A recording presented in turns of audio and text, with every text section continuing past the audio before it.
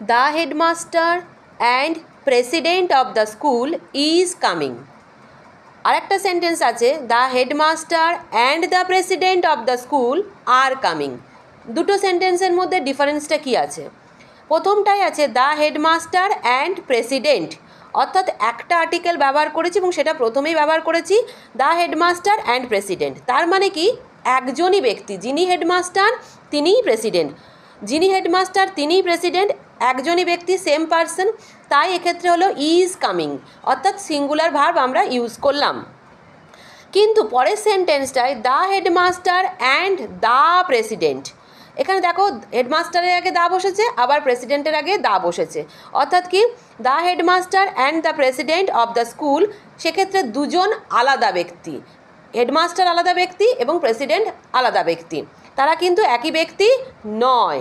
সেক্ষেত্রে আমরা করলাম আর কামিং, অর্থাৎ এখানে প্লুরাল ভার্ব ব্যবহার করা হলো।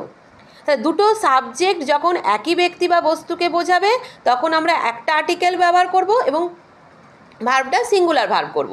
আর যখন দুটো আলাদা আলাদা ব্যক্তিকে বোঝাবে, ব্যক্তি বা বস্তু, তখন আমরা দুটো আলাদা আলাদা আর্টিকেল ব্যবহার করব এবং সেক্ষেত্রে প্লুরাল ভার্ব ব্যবহার করব।